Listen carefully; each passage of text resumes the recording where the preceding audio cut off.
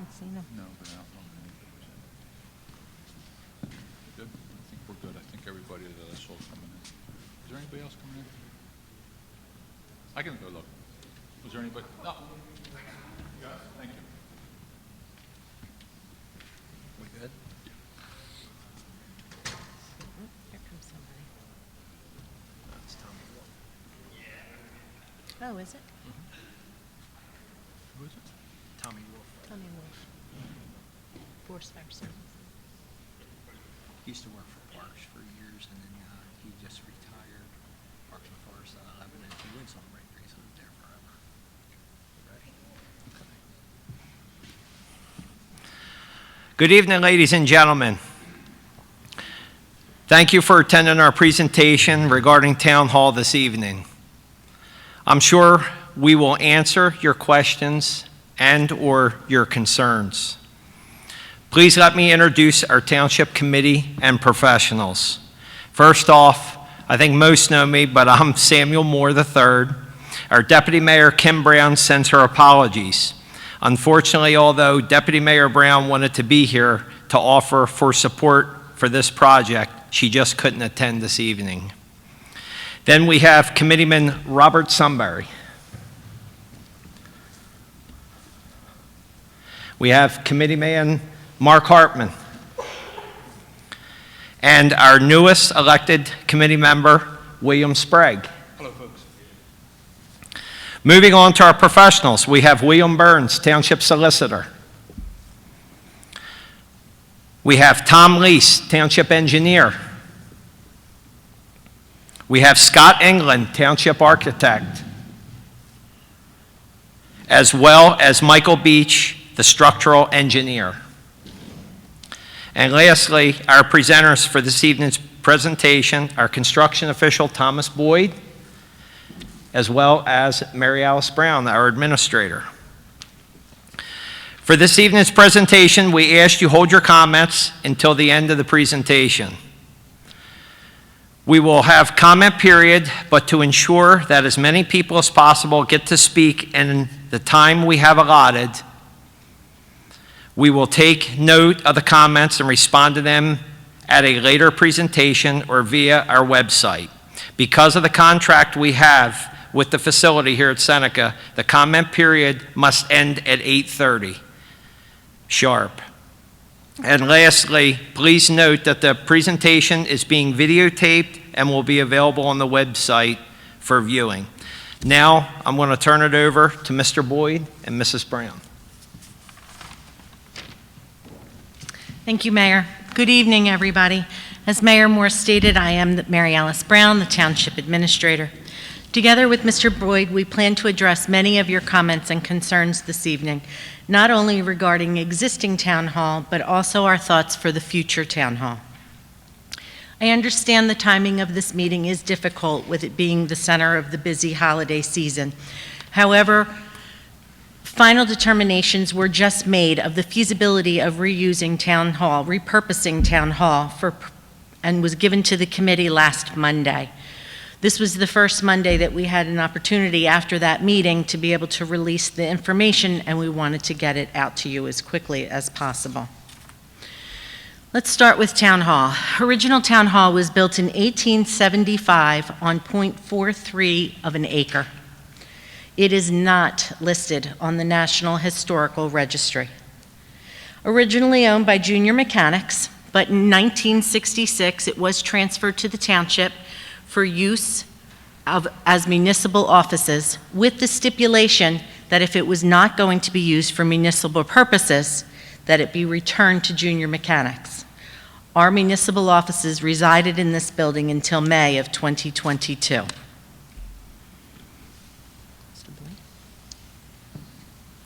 Thank you. Just a little background on where we were with this. Back in, is it the next slide, or do we change that up for the, is what? Yeah, so we're gonna, so back in May of 2021, the Township Committee at the time tasked then Administrator Doug Kramer with just an overview of the status of the building, the condition of them, And Mr. Kramer asked me to assist him based on my knowledge of buildings. We looked at the firehouse, which is located at the corner of Route 206 and Hawken Road. We looked at 81 Hawken Road, the former site of EMS building. We looked at the municipal complex at 163 Carranza Road. We did not include on that the building on 134 New Road, which is the emergency services building. Due to the age of that building, we felt it wasn't necessary. Our report was submitted to the Township Committee in June of 2021. At that time when we submitted it, I noted that there appeared to be structural deficiencies in Town Hall, which I thought warranted further review by a licensed or professional. At that point, the Township Committee determined to hire Rybred Architects, who was the architect for the township architect, to conduct such a survey. I myself met with Mr. England personally, along with Administrator Kramer, and I showed him the area of concerns that I had for Town Hall. He agreed with me that, in fact, there were areas of concern and stated that we need to bring in a structural engineer, which is why Mr. Beach is here tonight as the structural engineer that Mr. England brought in. We then gave a review. We looked over everything, and we submitted Mr. England submitted a draft report to Mr. Kramer and myself for review based on what we saw on the 1st of October, 2021. And the final report was issued on the 12th of October, 2021, at which time the committee got the report. And then I think we're going with where do we stand now? So the reality is, what's the problem? I know there's been a lot of talk as to what the problem is, so we wanted to show you some of these. If you notice here in picture number 24, which would be the upper left-hand side, you'll see some significant deterioration in this beam here. The beam is what the floor joists sit on. This happens to be in the basement, so it would be directly supporting the first floor as well as the second floor. But you can see the deterioration of that beam. And if you also notice here, you'll see cracking throughout the entire beam.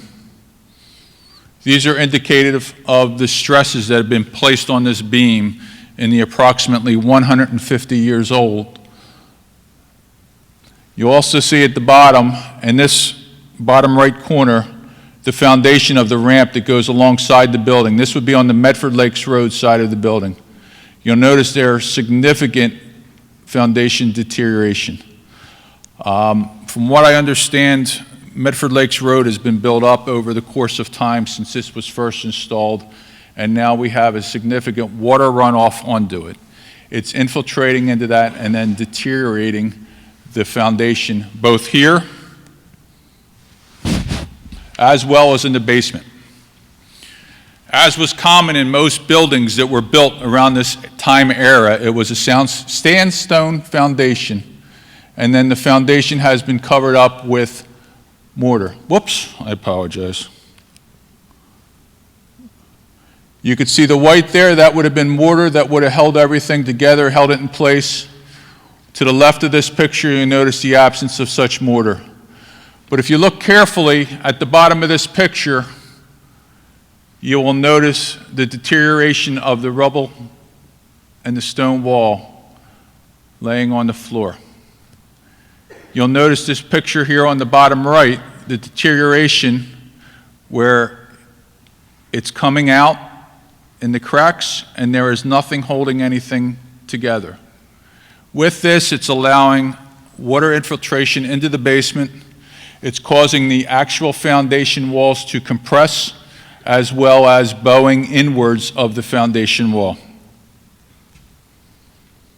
Once again, this is another picture of a beam with deterioration, as well as one floor joist that has suffered such significant deterioration that at one point in time, a 2x floor joist was attempted to be added onto each side in order to strengthen it.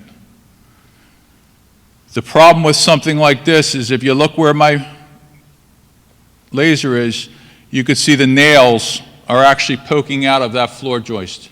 There's nothing for this board here or this board here to attach to. Thus, in theory, it's just free floating.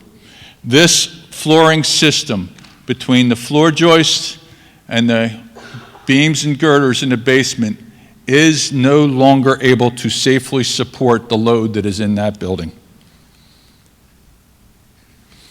So the structural investigation and analysis. As I alluded to, there is significant deterioration of the sandstone foundation walls. In order for us to occupy, these walls would have to be replaced with a new foundation. That could be either cement, concrete block. It could be a concrete wall. There's different ways of doing it, but it would have to be replaced. When that would be replaced, water infiltration would have to be stopped.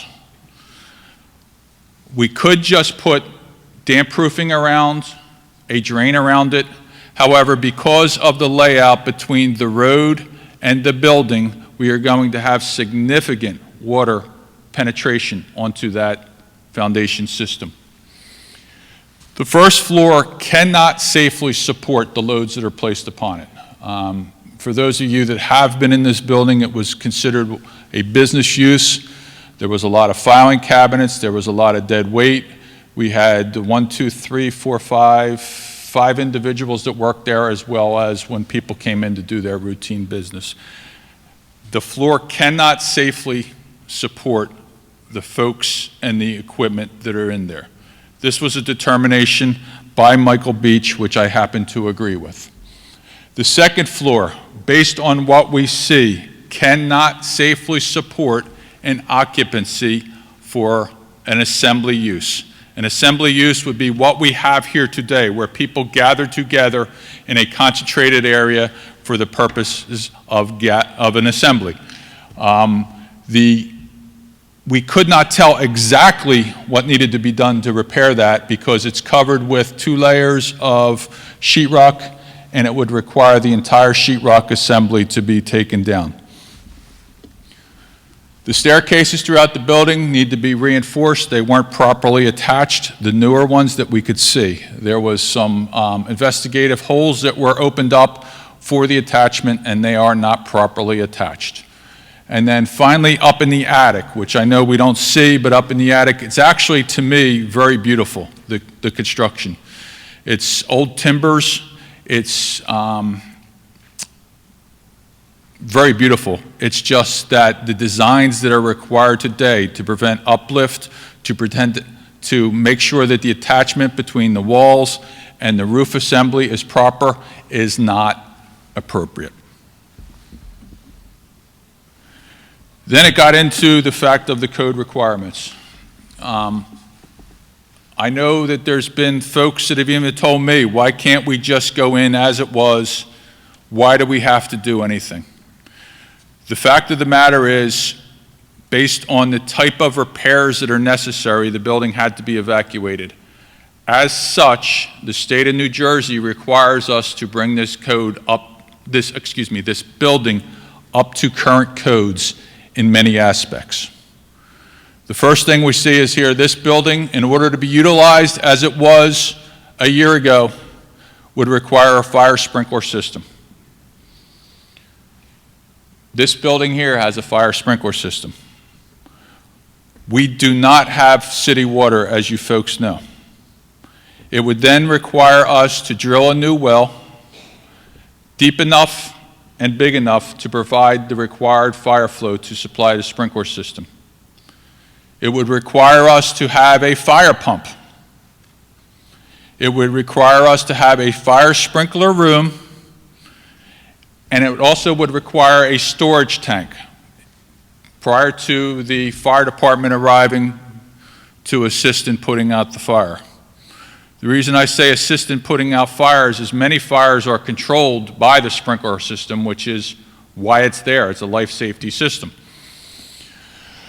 While we did not get specifications for this, and I will explain that a little later in the program, based on my limited experience of doing sprinkler systems in areas that do not have city water, we're required to have at least a 10,000-gallon water tank. The second trigger would be an elevator. The current lift that's on the stairs taking you from the first floor to the second floor will not meet code. We, in fact, were looking to upgrade that at the time that this report came out. The elevator has to be of adequate size to allow a stretcher as well as the attending people to fit into the elevator. I could speak from experience as I am a retired firefighter from Evesham Township. I can tell you it's not fun or enjoyable when you have a patient that's on the third floor and have to bring them down to the first floor even though you're in a medical facility and the stretcher will not fit in that elevator.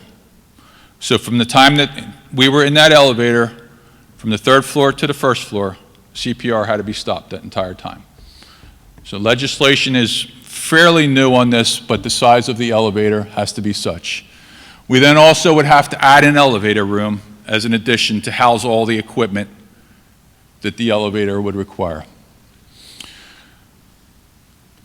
We did meet, myself, Administrator Brown, and the building subcommittee, which is comprised of Committeeman Sunbury and Mayor Moore, met at the offices of Rybread Architects back in November. During that time, both Mr. England and myself were in agreement that the first two requirements were going to take place. The fire sprinkler system and the elevator were going to be needed. At the time we met, we weren't sure about the plumbing issues. We didn't know if we would have to add it or not.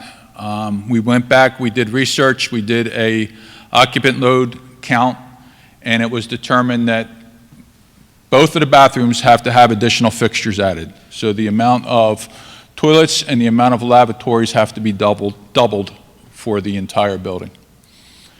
If we did that, it would trigger the replacement of the septic system because the current septic system, from every indication we have, would not be able to handle the flow from those additional fixtures.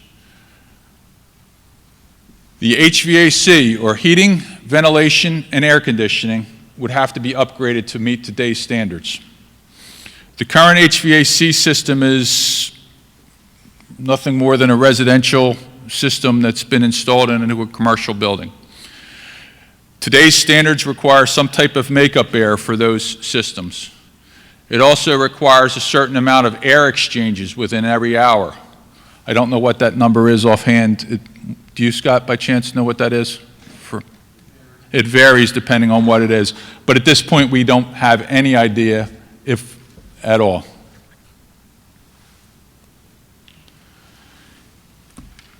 When I alluded to the fact that we needed to add the sprinkler room, the elevator room, and the increased bathroom capacity, it also may have triggered stormwater management regulations due to the additions that were proposed. Those stormwater management conditions would not be able to be met because if you notice, the area of our building is right here, and the only grass area or pervious surface that we have is the area immediately to the north and the area immediately to the east. The remainder of that property, which is approximately 2.25 acres, is covered in either asphalt or stone that has been crushed by public works vehicles, which is not considered pervious. It's considered impervious surface coverage because of that. Thus, we have no room, and confirmed this with both New Jersey Pinelands as well as our township engineer, we have no room to put on an addition of any size, as well as the requirement of upgrading the septic system. When we looked into other areas, and we'll talk about it a little bit, but when we looked into other lots, the minimum acreage from what we can understand from the Pinelands is 3.2 acres. We have 2.25. So what does all this mean? Basically, it's technically infeasible to be able to do any type of addition or to do any type of improvement to the septic system, and it would be financially irresponsible to continue to investigate further. When we found out that we needed to add bathroom facilities, and it was determined by the municipal engineer that we don't have room for the septic system. And as a side note, the septic regulations are it has to be at least 100 feet from the well. We estimate it to be about 65 feet approximately right now. Any expansion of that would make it even worse. We don't have the room. We also did not tear apart the ceiling between the first floor and the second floor to investigate whether the structural support was satisfactory for the assembly use. When we found out that it was technically infeasible to build it, we stopped any further investigation into the municipal building to be utilized for what it was in the past. When the building was determined to be unsafe, based on the report that was given to the Township Committee on October 12, 2021, myself and former Administrator Mr. Kramer had been looking for options. One of the options that we had was we discussed with both Mr. England and Mr. Beach that if we were to add temporary shoring in the basement of Town Hall, would that allow us some extra time in order to be able to get our affairs in order? This was also presented at the meeting of October 12th, 2021. Mr. England and Mr. Beach both agreed based upon a letter, I think it was, of what we needed to do, that if we did the structural temporary support, that they would extend to us a 3-month extension. At the end of 3 months, and if you remember at the end of last year and the beginning of this year, there was quite a few shortages of both material and labor. When we went to set the trailers up that we're in now, we were trying to get a meter socket. Our electrician actually had to go on eBay and get a meter socket from the Midwest in order to be able to hook us up. So what we did is we had a 3-month extension. At the end of the 3-month extension, we were not able to move into the trailer because of the shortages.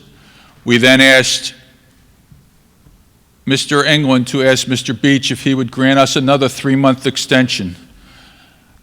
Mr. Beach agreed to do so, came out, reevaluated, suggested that we add some additional supports, which was done, and then said we had another 3 months, but that he basically would not give us an additional 3 months. That's correct, Mr. Beach, right?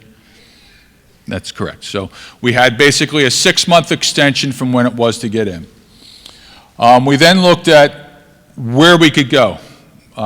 We had to conduct the business of Tabernacle Township, so we looked at where we could go. We own a building on 81 Hawken Road, which was currently utilized for the rescue squad, and fortunately, Mr. England had looked at that building and was very familiar, in fact, had a lot of older information that we were able to use. But based on our conversation and his professional opinion, it would have been very expensive and extensive, and within the time limits that we had, would not have been able to get in there at that time. We also looked at Celebration Square Plaza. That is the shopping center at Route 206 and Kramer Road. There happened to be a fire in the Dunkin' Donuts and doctor's office, if you remember that area, that started in the back of the building. And the building was getting ready to be rented out. I personally had discussions along with Mr. Kramer with the owner of that property and discussed what our needs were. We were going to take about 1.5 units, approximately 2,500 square feet, and he was going to give it to us in what is commonly referred to in construction terms as a plain vanilla box. That it would have been the outside walls, it would have been drywalled and taped, ready for painted, but we would have had it do all of the interior work, including bathrooms, heating, ventilation, air conditioning, electrical, etc.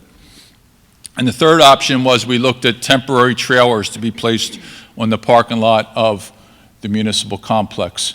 As most of you know, that's the option that was chosen. At the time, it was the least effective. It was totally ADA compliant, and one of the biggest reasons we decided to do that was it kept everything within Town Hall Center. That was very important to the committee, that we keep everything within the Town Hall Center. So with that, I'm going to turn it over to Mrs. Brown. As previously stated, we moved into the mobile offices on May 2nd, 2022. They have provided temporary housing for us. However, they will not work as a permanent residence due to security concerns, storage space, as well as lack of meeting space. Hence the reason we're here this evening.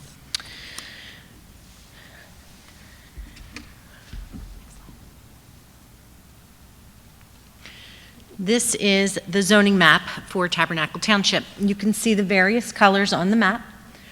Our favorite zone is right here in the Pinelands Village. The Pinelands Village is the one zone that allows a municipal complex without any required variances. Pinelands zoned the things we're allowed to do in the Pinelands Village: single-family residences, institutional uses such as a municipal building, local retail activities including a grocery store, a Wawa, a gas station, agricultural processing facilities, think along the terms of an Ocean Spray type facility down in Woodland Township, or other light industrial uses, and any kind of public service infrastructure. The staff, along with the professionals, reviewed all the owned municipal properties. Even as a township, we are required to follow the requirements of the Comprehensive Management Plan, the Pinelands Commission requirements put before us with the NJDEP, as well as Burlington County, because we are, that is a over us department, and all other state, county, and municipal regulations. Just because we're a township, we are not above the law. We have to follow the same rules and regulations as anyone else. Also, our search for viable alternatives. The staff, along with professionals, reviewed all municipally owned properties. Additionally, we eliminated all township-owned residentially zoned properties. One of the other requirements for the property we were looking for was acreage. You cannot put a municipal complex on a small lot. Because of these stipulations, the only left municipally owned property was the township landfill. Upon further investigation, it was determined to have possible soil contamination due to its previous use, and therefore ineligible for the construction of a town hall or even a public works facility. So because we had reviewed all the municipal owned properties, we moved on to privately owned properties. The first property we looked at was Sequoia School. It was determined we were too late in the game at this point. By now it's October of 2021. Mr. Boyd and former administrator, Mr. Kramer, had begun the search, and when they first went to Sequoia High School, or it wasn't a high school, Sequoia Alternative School, it was determined that Sequoia was already under contract by the now current owner. It had been under contract actually since June of 2021. The next property we looked at was the Tabernacle Inn, which was not only in the commercial zone, but it was determined to have been under contract prior to the October structural report, and it was actually settled on November 3rd, 2021. So that took that off the list. Additionally, we looked at 126 Carranza, which is zoned as a school district. A school district would require variances, but they would be minimal. However, when we approached the owner of the property, they were not interested in selling.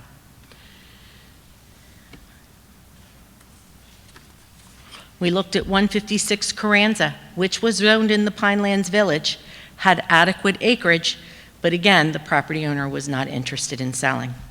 And that brings us to the very discussed 144 Carranza Road. As most of you know, we are in negotiations with the property owner to purchase this 20-acre property, which is in the Pinelands Village and has the advantage of already being cleared. These 20 acres would allow us to house both Town Hall as well as Public Works all in one area. Currently, there has been a Phase 1 environmental study done to determine if there is any soil contaminations, and that report came back clear. Please let me be very clear. We have heard your concerns. We are aware of the surrounding neighborhood. Preliminary discussions regarding prevention of light pollution, as well as the intrusion of Public Works vehicles, have been held and will be taken into consideration during the creation of the concept plan. Moreover, the wetlands contamination will be decided upon by the stormwater management plan that will be created by the township engineer.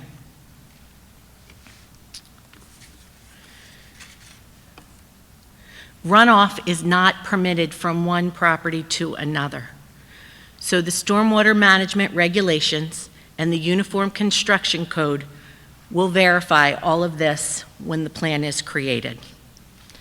Additionally, we've heard your concerns.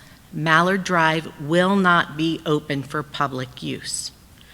There is some discussion on opening it and having it gated for emergency access only, emergency vehicles, but other than that, it will not be open for staff, Public Works, residents. It will not be opened.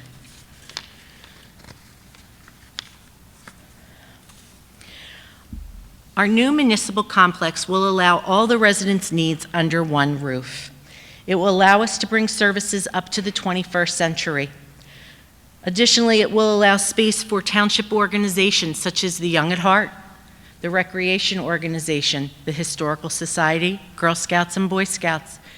It will also allow passive recreation, maybe like a walking trail.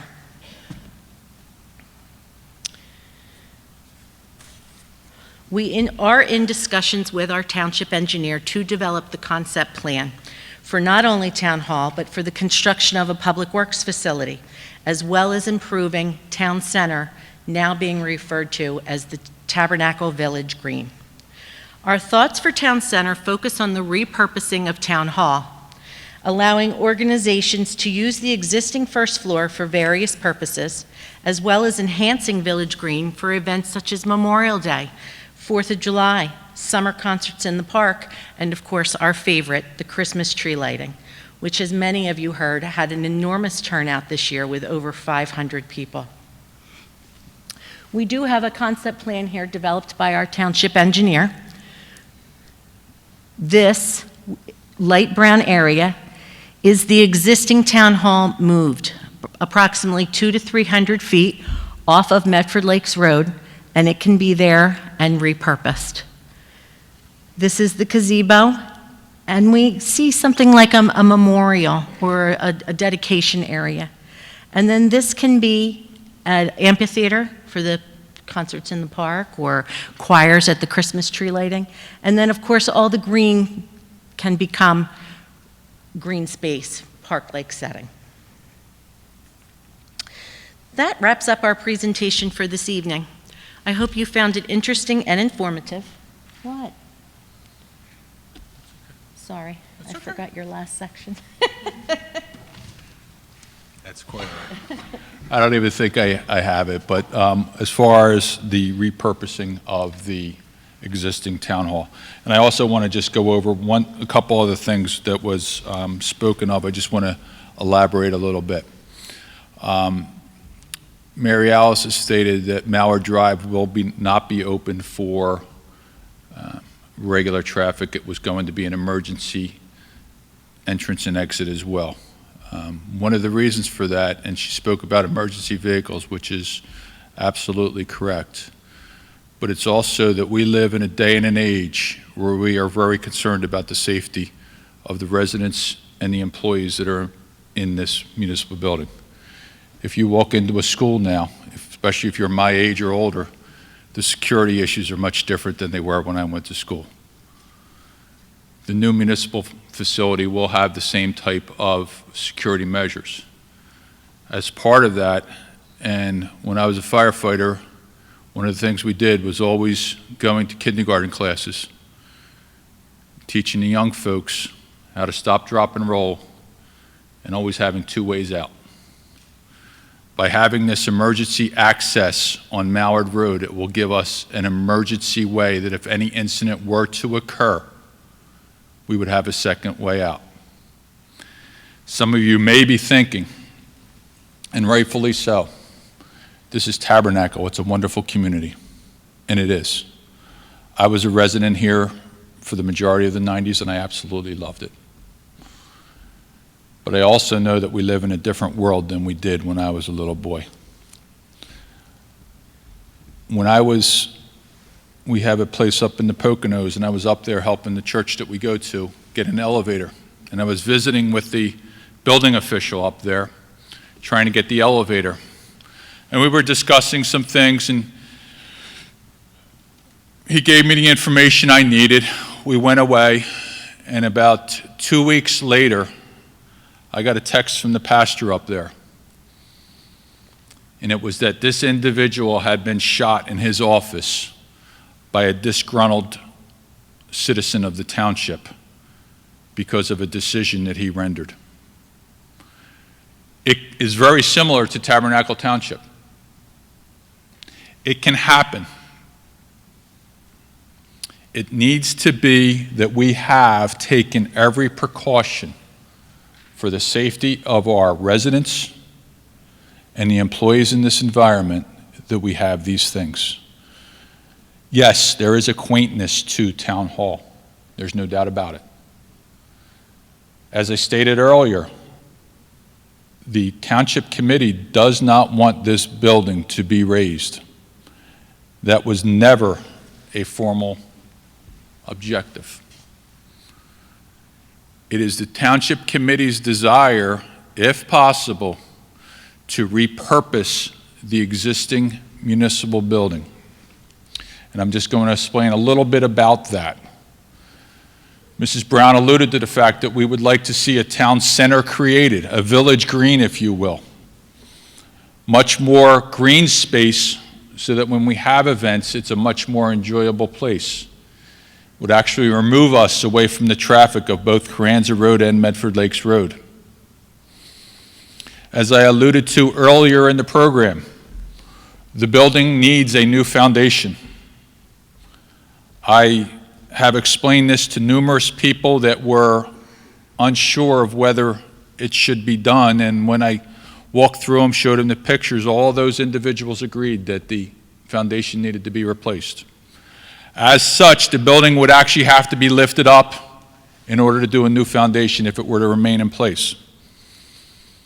Due to the proximity of Medford Lakes Road, it's probably not going to be allowed to just lift it up and worked on due to its only being 5 feet up off the roadway. It would actually have to be moved northward so that it would allow ample room for construction folks to work. I had a discussion with Mr. Sprague right after you came on board, I believe, right, sir? And together, mainly his idea, we came up with the fact that what happens if we were to take that building and move it approximately 300 feet backwards, as you saw in the concept plan. The structural repairs would be made as a new foundation would be created. During the move, the structural supports to move the building would be in place, and it would find a new home in the same area, in my opinion, not that that matters a whole lot, but in my opinion, in a much better location. The part of that maybe some folks won't understand or don't understand or have a problem with, and sometimes I do as well, is the second floor would not be able to be utilized by the public. The New Jersey Uniform Construction Code requires all governmental-owned buildings to have full access to every floor. That would include a basement. That would include a second floor. I have had some discussions with some individuals that didn't know what was going on, and I explained this, that the second floor would not be able to utilize. If you would think of the second floor basically as being attic space. It would be able to house our HVAC units, correct, Mr. England? It would be cordoned off so that only service personnel would go in there. Mr. Beach, I would be correct in that the support would be adequate to house HVAC units. Would that be correct? That would be correct, so there would be no additional structural support for that. The repairs that we discussed regarding the roof structure would be designed by a licensed engineer or a professional architect within the state of New Jersey, and we don't feel that that was too big of a stretch to do that, correct? So both of those gentlemen are agreeing with me. We would not put it on a basement foundation, which would alleviate any water infiltration into a basement. It would be in a crawl space or on a concrete slab. Thus, we would not have to have any elevators in the unit. It would also eliminate the necessity of having a fire sprinkler system because we're not going to have the second floor. It would also negate the necessity of adding additional bathrooms into that, as the occupant load would actually decrease compared to increase. So I think that the Township Committee, when they looked at that and basically have come into agreement that this would be a wonderful thing for the township to go with, that they are looking at preserving the past of Tabernacle. And no, it is not on the listed buildings for historical purposes, but it is a building of historic value. That would be saved. It would then give the municipality a building where we wouldn't have to rent out this type of building for meetings such as we're having. It would just give us a lot more options.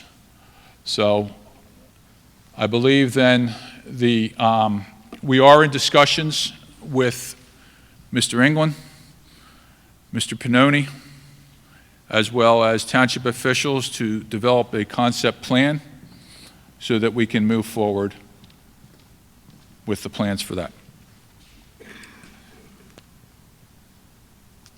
I briefly went over the timeline at the beginning, and I just want to finish up the timeline.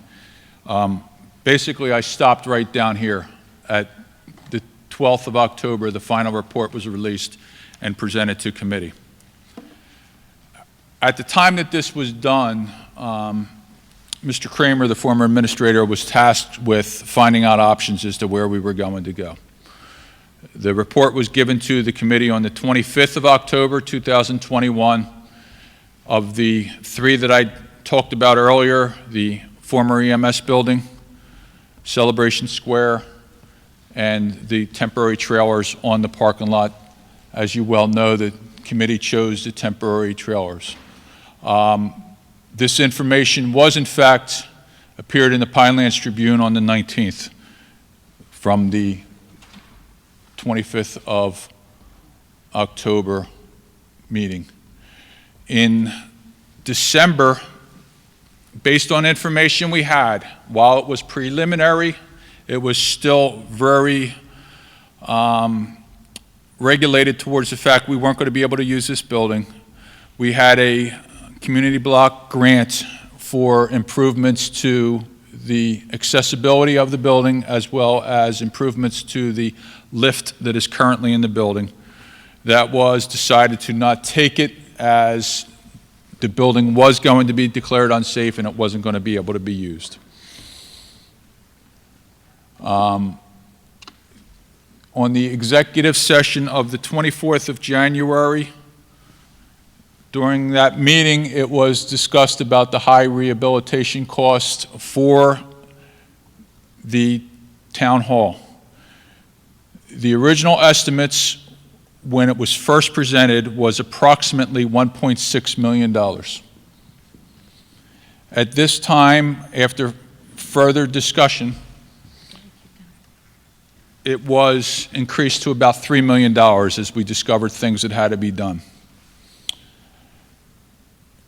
When Mrs. Brown and myself were tasked with getting a better fixed number, we were approximately $5 million, and that's when we found out that it's infeasible to build an addition onto current town hall, and we didn't even go further with the further investigation. Do you want to finish? Or you want me to go? Sure. Okay. I am on 214. Okay, so as of February 28th, the administration had previous discussions with local property owners, as I explained, regarding various acquisitions of land, and they were not interested in selling except for the property owners of 144 Carranza Road. March 14th, during the executive session, the committee was advised the property owner of 144 was willing to sell. They discussed it. Consensus of the committee was to move forward, and reconvening from the executive session, the committee advised the public of the potential land sale. Between April, June, August, the subcommittee was created, as Mr. Boyd said earlier. It is comprised of Mayor Moore, Mr. Sunbury, Mr. Boyd, and myself. We had meetings of discussions for a new municipal complex and the 144 Carranza Road. We did receive the appraisal for 144 Carranza Road. And the agreement with the property owner for 144 was reached and signed, so we do have a potential contract. It has not yet been settled. And then in October, Mayor Moore released the information to the public that we would be having this presentation meeting this evening.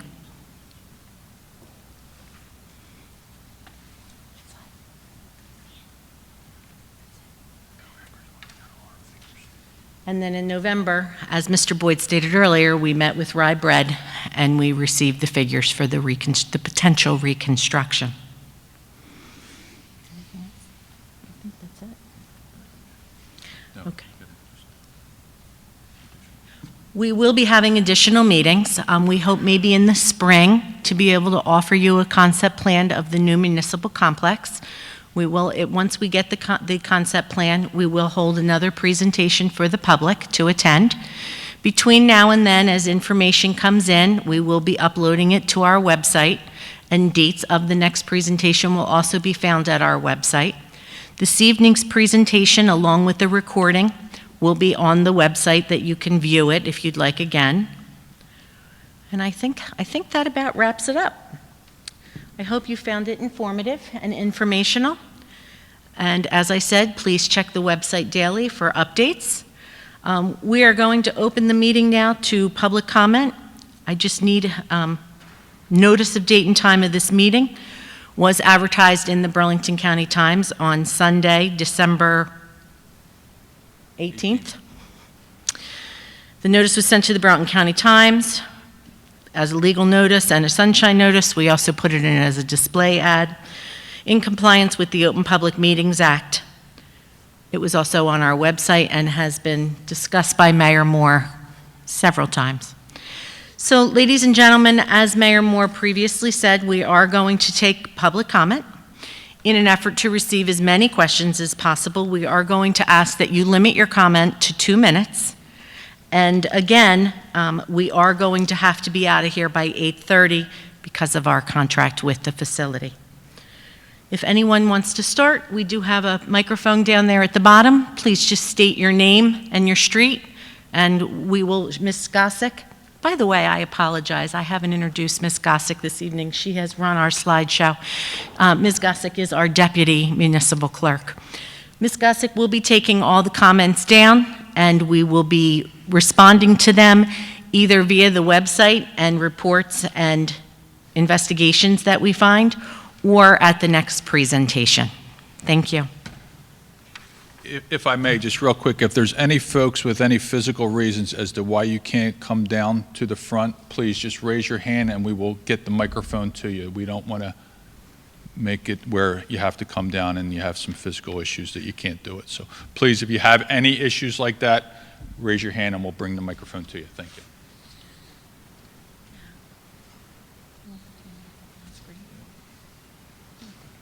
Do we have any folks with questions?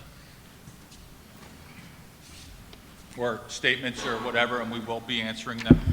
Hi, Jason Ludowitz. I live on Horseshoe Court. Thank you, Mr. Boyd, for that detailed history. I certainly was not aware of some of the issues with bringing the current building up to code. I would like to point out that the characterization of what happened with Sequoia was not accurate. I would refer you to then committee members Lee and Barton for more information on what actually happened and the demands that they were making of the Tabernacle School District at the time. Speaking of Sequoia, I'm not a big fan of eminent domain, but that is an option to you. You could just take over that property, pay fair market value for it. You have a rough idea of what that would cost because the building just closed last year.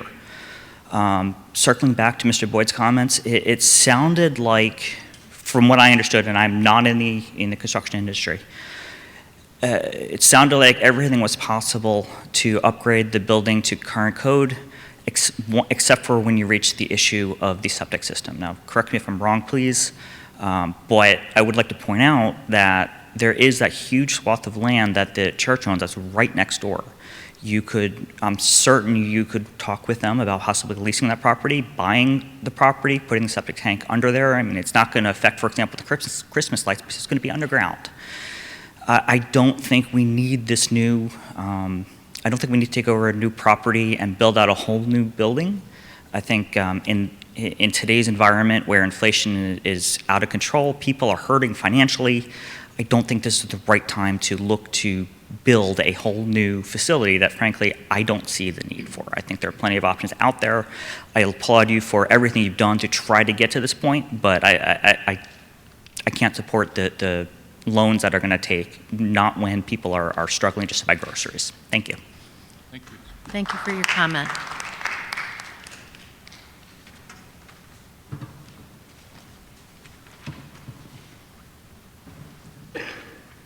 In order to save time, if you folks want to form a line, we're perfectly fine with that, and then we can get more folks through if we have that many. If not, then... I never let an opportunity go by when I can say something. Rick Franzen, Deer Trail, Tabernacle.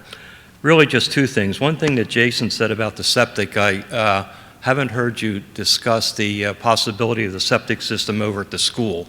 I know when we looked at this issue about 5 or 6 years ago, and I was involved in a meeting with school officials as the mayor, we talked about hooking into the school septic system. And it was a real possibility at that time. So unless something has changed, that still may be an availability. One other comment I wanted to make was, I don't know if the properties you mentioned that you looked at included the 2 properties north of the Pepper House. One of them is abandoned. A lady died a year or so ago, and I don't think there's been any settlement on that property. And the house between it and the Pepper House is a rental right now. And I don't know if that land would help out with this, but you know, it's something that could be looked at. Third thing I wanted to mention was that it's my understanding, and was my understanding 5 years ago, again, when I was the mayor, that the dump could be capped in certain areas or could be dug out to provide a spot for the Public Works Department. And, you know, maybe that's not a possibility, but I know it was thoroughly discussed some time ago. Two other quick things that I wanted to mention. Actually, first of all, I want to thank you for all the work you've done. I skipped that at the beginning, but you really have done a lot of work on this, and that is well appreciated for what you've done. The two other things, I wonder if you would consider asking the Friends of Cyrus if they are interested in selling the old school building. I don't know how it's going with them at that spot, but you know, we talked about the possibility, of course, of obtaining that building a while ago, and, you know, a phone call saying, we'll give you $500,000 more than you paid for it. So you're at like 1.3 million or something. And lastly, and I probably shouldn't say this part, but it's on my mind, you talked about all the improvements that would need to be made to Town Hall if it were moved over to the center. And you mentioned that you know, they would have to be done as long as the township owned it. Well, it could be possible that you lease it to a local nonprofit organization, and then you wouldn't have that issue of needing to meet the requirements that are put down upon it. So, and of course you know what organization I'm talking about. Yep. And that would be all I got to say. So thank you for the opportunity. Thank you, to speak sir, to and this. those comments and questions will be addressed.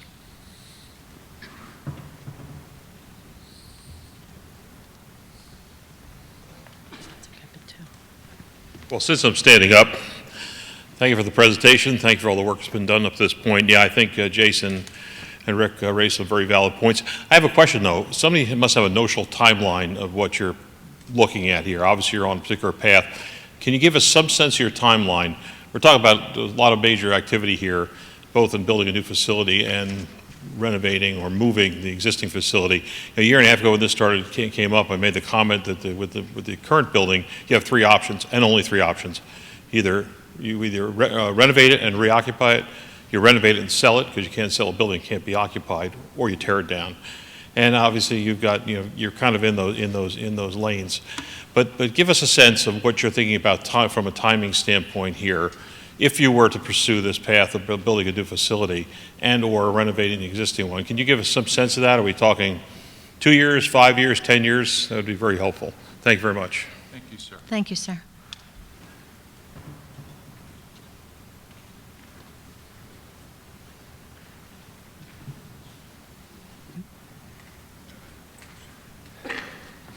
Good evening. My name is Leon Winstanley. I'm from 146 Carranza Road. The property you are proposing on putting the new municipal building is my backyard. My wife, Debbie Winstanley, the property was priorly owned by her family, Franklin and Bertha May Alcott, and it was sold to the Russo's farm with a non-contractual agreement that it would always be a farm. Now, I don't know what the committee has done to get Mr. Russo to sell the property, but he has really done an injustice to my wife and I, and it's going to tear apart her heart when, if anything like this does come to fruition. You're doing your best for the interest of Tabernacle, and I really appreciate that. I don't believe there's anybody here in this committee who is here for anything but for the good of the township.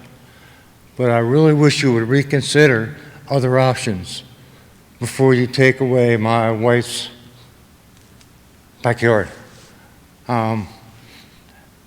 We've just heard about this back in the early spring, and my wife is in contact with Mr. Russo because we have bees in our backyard, and we need to be notified if he's going to spray, and we can cover our beehives. He did happen to mention that he might be selling the property because he's having issues with transporting his equipment to the farm down Carranza Road. Now, through loopholes have we heard about this actual sale might take place. We didn't see the article in the Pinelands Tribune, and we really weren't notified except for the notarized letter that the land use was going to be reviewed for, the house was going to be sectioned off and subdivided. Excuse me, Mr. Winstanley, we do need to keep the comment to 2 minutes. I Okay. apologize. Thank you. Appreciate it. Thank you.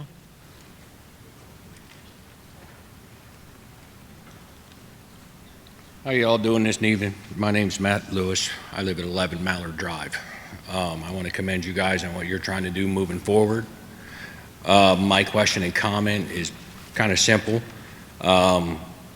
When you're planning to do this property exchange and build the building and that, is there any variances as far as planting more trees or something of that nature? Like a commercial zone, you're supposed to have a buffer zone, because I'm like 2 houses in from that field, and like when you guys did the tree lighting down here and everything, I could hear it clear as day in my backyard. Now you're talking about a municipal complex. What's your plan for a municipal complex? That can vary. Does that mean you're going to do, leaf pickup and composting or anything of that nature? If so, that will affect my air that I breathe in my yard, and along with all the other neighbors, 13 other neighbors on my street. Last question I have is, what's your proposed tax increase that we're going to be paying moving forward? That's all I got. Thank you. Thank you, sir. Thank you, sir.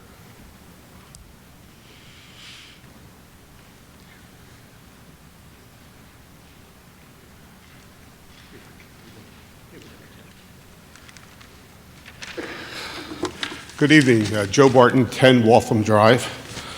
As a former committeeman who actually was on the committee when we confirmed Mr. Boyd as our construction official, I have to say I have much respect for Tom in his expertise, and don't question his findings or presentations, and never have.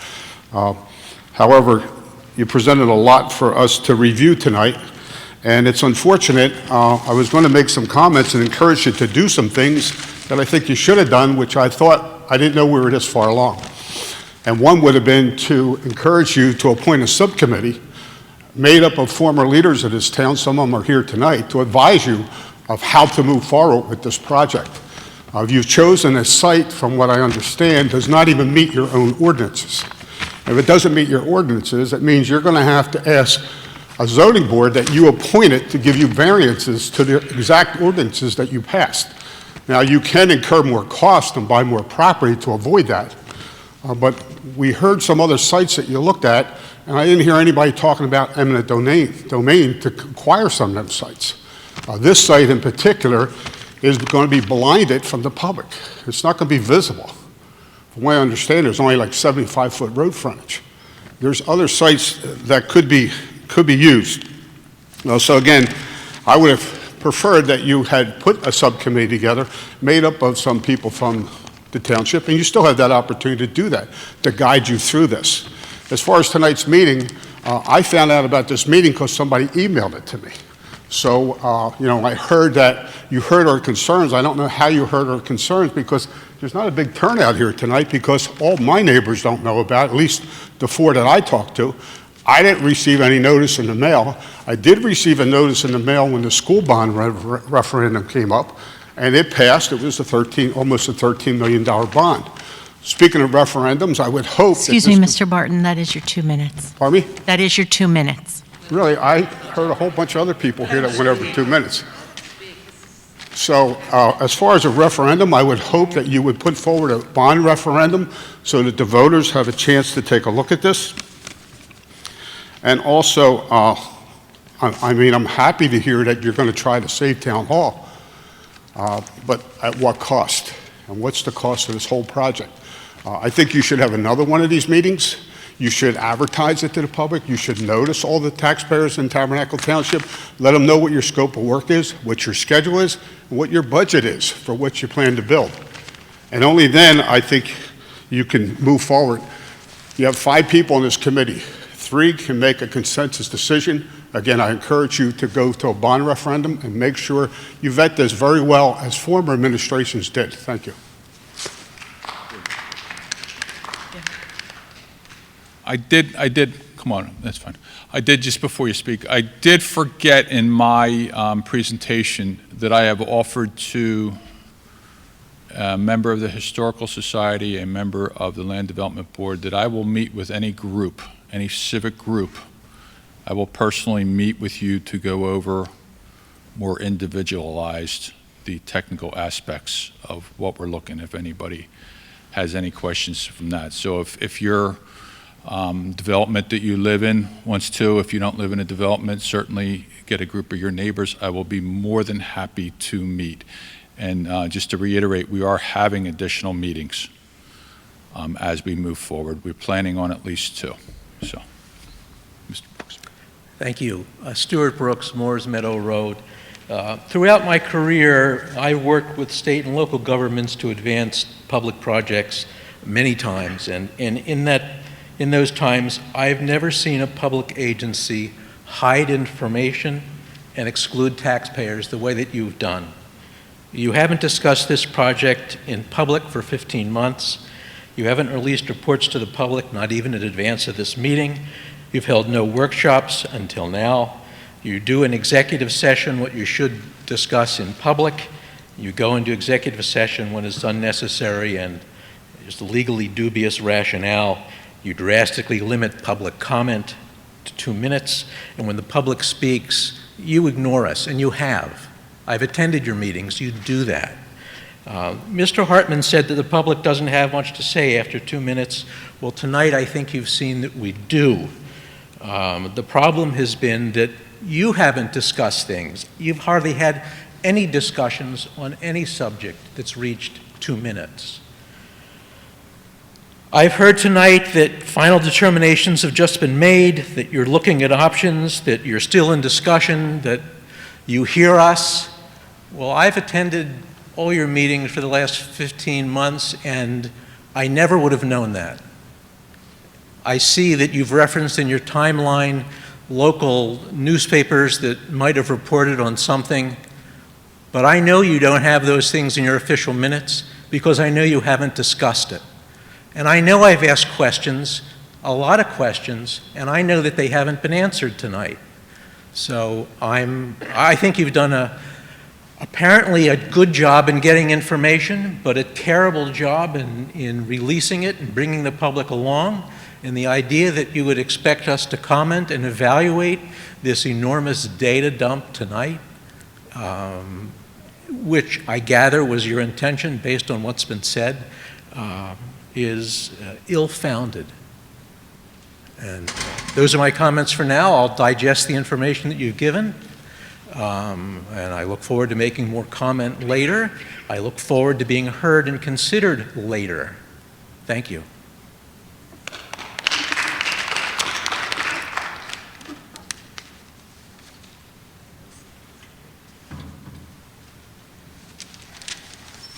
Good evening. I guess this is Fran Brooks, Moores Meadow Road.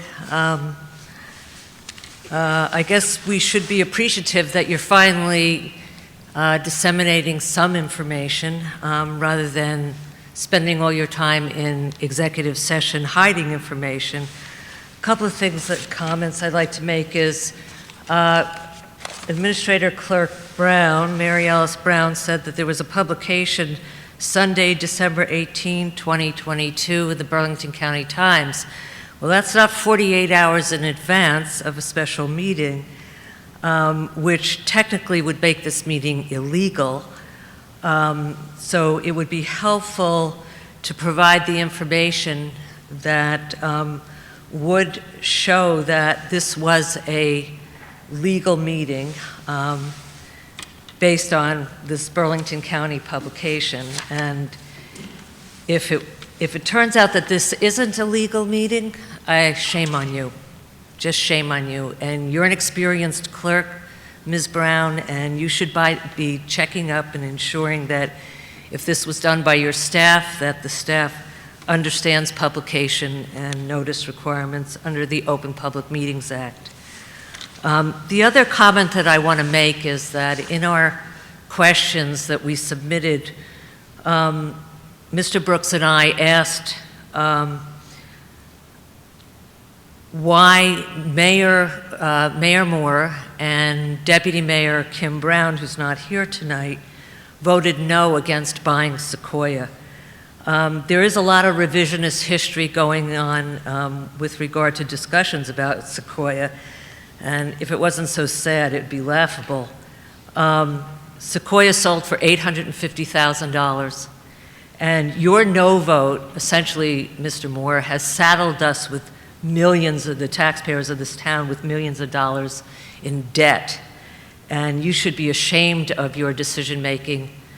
Ms. Brown should be ashamed. Kim Brown should be ashamed of her decision-making. There was at least a quorum with Mr. Lee and Mr. Yates who were supportive of purchasing Sequoia to actually buy that building. So to talk about it as if it wasn't available is simply it's not even a misunderstanding, it's a reinterpretation of history.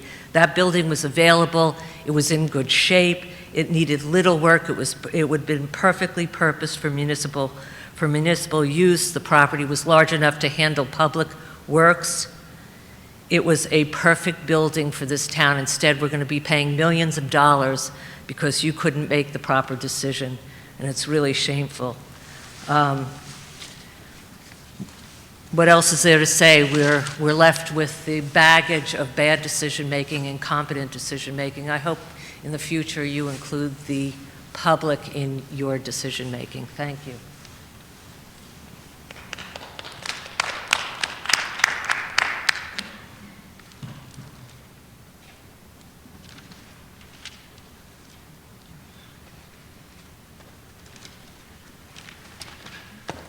Good evening, Stephen Lee IV, 4 Spielwell Road.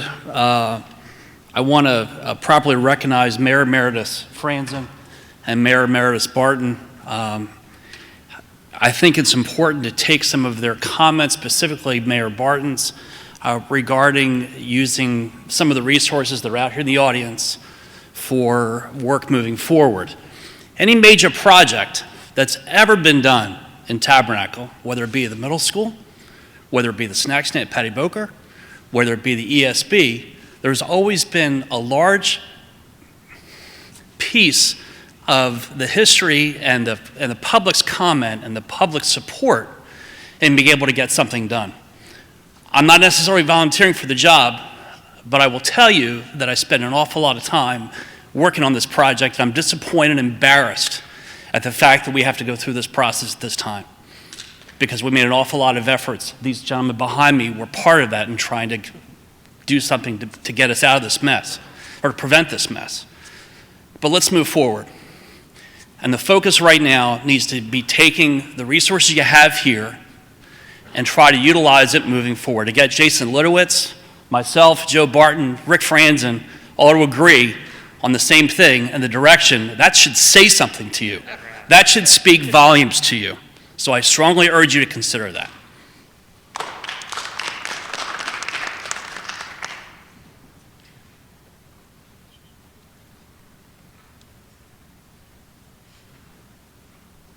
Are there any further comments?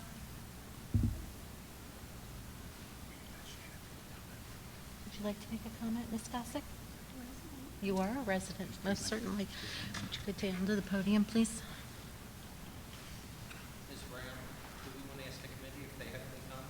Certainly, we have one more public comment we'd like to receive. Ladies and gentlemen, as I introduced, Ms. Gossick is the deputy clerk, but however, she is also a township resident. I am Shayna Gossick, Wimbledon Way. I moved to Tabernacle from Trenton, New Jersey when I was 16, and I hated it. I said to my mom, "There's nothing but cornfields." Here I am, 14, 15 years later, and I will never move out of Tabernacle. I love Tabernacle. I work for Tabernacle.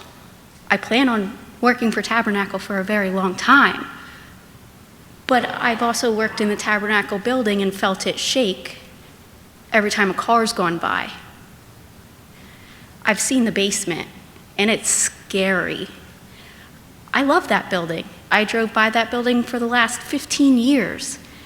I don't want to see it torn down. I don't think our committee wants to see it torn down. But the fact of the matter is, would you put yourself in a crumbling building just to save taxpayer dollars? Would you argue the fact that maybe decisions were made improperly or things weren't considered properly? But that's all in the past. We can argue that point till the cows come home. It doesn't matter. The situation that we're in now needs to be addressed. What happened in the past happened in the past, and I would like to see the committee look to the future, and I personally think they are. And that's as a resident, not as an employee. Thank you. Thank you for your comment.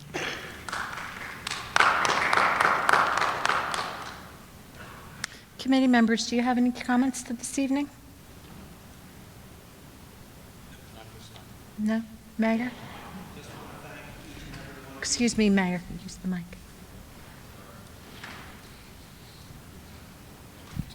Okay. I just wanted to thank each and every one of you for coming out this evening, expressing your concerns, comments, input. It means a lot to us up here. We do hear you, and we are giving it our all. And I thank you very much. And there'll be more to come, and hopefully another town hall meeting here in the spring, in the springtime. Thank you. That's all I have. And Merry Christmas. Happy holidays. Thank you, everyone, for coming. That wraps up our presentation.